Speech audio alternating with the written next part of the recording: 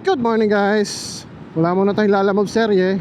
May pupuntaan tayong computer problem. So naghahang daw yung computer niya. So bali, tingin ko, titingnan ko muna. Baka mag-deep cleaning tayo. Yun ang solution talaga doon sa matagal ng computer na hindi na gagalaw. So possible na overheat. Pero hindi pa tayo sigurado doon. Kaya marami kasi ang cost ng paghahang. Bago natin umpasahan ang video natin, let's roll the intro.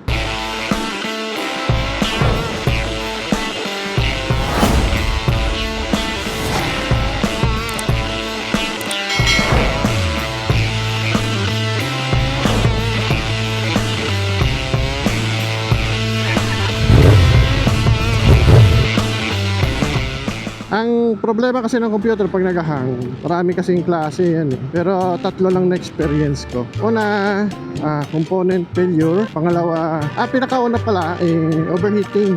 So ito yung mga dinidip-clean lang, tas maayos na. Pangalawa naman, component failure. Ito yung mga hardware problem. Yung pangatlo naman, ito yung software problem, tulad ng kulang lang sa update. Yung pangatlo tsaka yung una, halos hindi masyadong minor problem lang yung mga yan. Kasi yung una, deep cleaning, marami kasing hindi nakakapansin ng mga user ng computer na okay lang kahit hindi malinisan, ganun, basta gumagana pa, yun. Pero ang totoo, pag umabot na ng 1 taon hanggang 2 taon, kailangan mo ng linisan yan. Kung hindi ka marunong, kailangan mo ipalinis yan sa marunong. Kasi yung thermal paste niyan, kusa nag-expire dyan. May mga thermal paste na ino-offer yung mga mahal, katulad ng mga ang tawag nito, nakalimutan ko. Mga 8 years. 8 years ang 8 years ang lifetime or shelf life nila. Hindi ko ginagamit yon, hindi ko ino-offer yon. Gawa nga nung bukod sa pricey siya, ang computer kasi kahit naka-aircon ka, minsan maalikabok na yan ng 1 taon pa lang.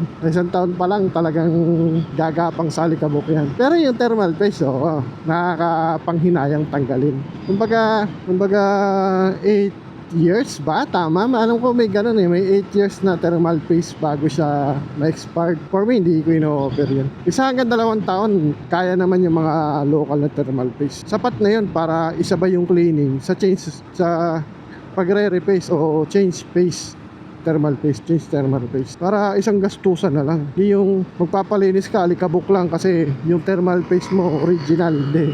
Or mamahalin, ganun. Ang thermal paste kasi, once na thermal paste ang binili mo para sa computer, sapat na yun. Hindi yung paste o Colgate yung ginagawa nila minsan. Hindi. Sapat na yun. Sa loob ng 1 taon, sapat na sapat yun. Pinaka-limit nun, pinakasagad ko nun, nasa 2 taon yung ginagamit ko. Mahirap yun yung porque matagal ang thermal paste mo, lilinisin mo yung computer mo, alikabok, hindi ka magtatanggal ng thermal paste. Sayang ang money. Pero kung ikaw lang naman maglilinis at ikaw lang din naman ang bumili ng thermal paste mo, why not? Puro alikabok na lang ang anuin mo. Pero kung magbabayad ka ng technician o mga computer tech para maglinis ng computer mo, tingin ko medyo hindi na yung practical. Mas maganda pa rin kung technician ang gagawa, sabay na ang repaste saka cleaning ng computer. So ang tawag namin doon deep cleaning, kasama na repaste doon sa babayaran.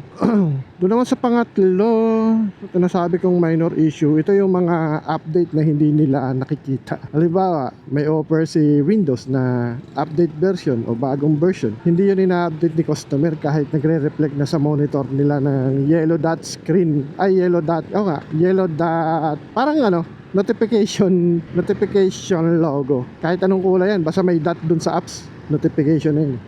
Hindi yung pinapansin ni user minsan. Sa kanya lang gumagana, basta gumagana yun. Hindi natin alam, pagka habang tumatagal, hindi siya na-update. Yung lumang version ng apps na ginagamit ni user, nagahang or nagmamalfunction. Lalo na sa computer.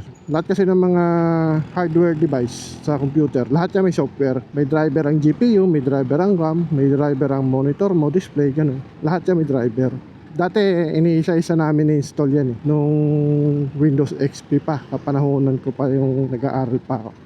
May sarili kami mga driver na yan. Kaya matagal ang reformatting. Pagdating sa pagdating sa formatting issue, matagal. Yun ang issue niya. Wala mo isa-isahin yung mga driver. Dapat merong kanon, dapat kompleto kanon. Yun, kung wala at OS lang, kaya wala kasi yun, hindi ka pa pwedeng mag-reformat nun. Ay, yung sa major problem pala yung sinasabi ko, yung pangalawa. Ito yung device failure o hardware failure, component failure, ganon. Sa panahon natin ngayon, hindi naman siya ganon ka-major talaga. Pero, kaya ko lang sinabi na major kasi bukod sa labor, gagastos ka rin ng part. Oo, kasi once na magka-problema GPU mo, pag hindi mo pinagawa yan, it's either pagagawa mo kasi yan or bibili ka ng bago, gagastos ka. Ganon din yung sa board unit, katulad ng motherboard, gagastos ka. Processor, gagastos ka. Nasisira din kasi yung mga yan. SSD lalo na, yung inaakala mong kulang sa update, pag hindi naman gumagana yung SSD or nagkakaproblema na, bibili ka ng SSD automatic para lagyan ng OS. Ang problema naman doon, kapag wala kang backup files, yung files mo sa SSD, pag nasira yung SSD, automatic di mo makukuha yung files mo. Napakagaling yung technician na yun. Kapag nakuha pa yung files mo nasira na yung SSD. So ayun, yan ang pinaka problema pagdating sa hardware issue. Marami din klase yung component failure tsaka hardware issue. So yan sa mga reason bakit naghahang, nagbo-blue screen, merong RAM failure, lalo na sakit ng computer pag nagra-RAM failure, o di kaya sobrang dumi na ng computer mo, hindi na intact yung RAM, hindi na masyadong nagpa-function kasi may mga pin na nahaharangan ng mga alikabok o sobrang kaluma, nagkakaroon ng stain yung pin ng RAM. So isa yan sa mga problem issue. So kailangan din natin harapin yun, kailangan din natin linisin yun. So ayun, yun ang rason yung bakit maraming problema pagdating sa hang issue ko, pwedeng blue screen. So titingnan pa lang natin yung computer nito. Update ko kayo kung ano mangyayari.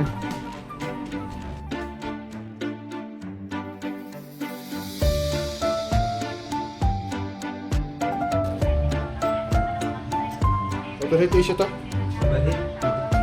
Pero may problema din yung yung OS.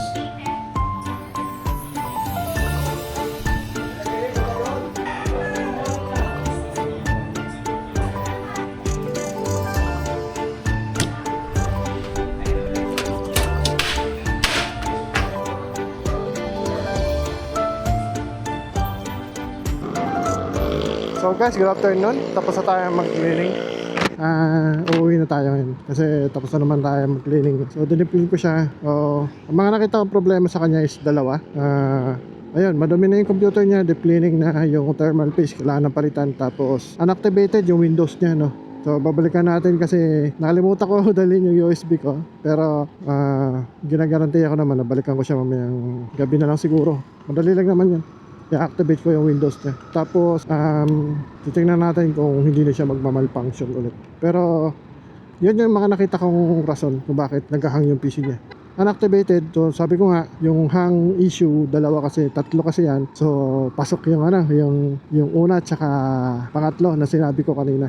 Please like and share and subscribe to my YouTube channel. At follow nyo na rin ako sa aking FB. Subukan natin balikan mamaya alas 8. Hanggang dito na lang. Maraming salamat sa inyong panonood. Babush! He missing when he gone, hate when he all in the mix. He don't believe all the lies, cause all of them counterfeit. And he put a dose of his love on me and I can't resist. I can admit that life is crazy, life is a trip. But life gets better when I'm with you, guess it is what it is. It's a crazy world, baby, let me make it make sense. And if I don't pick up the phone, I'm busy getting the chips. Busy making the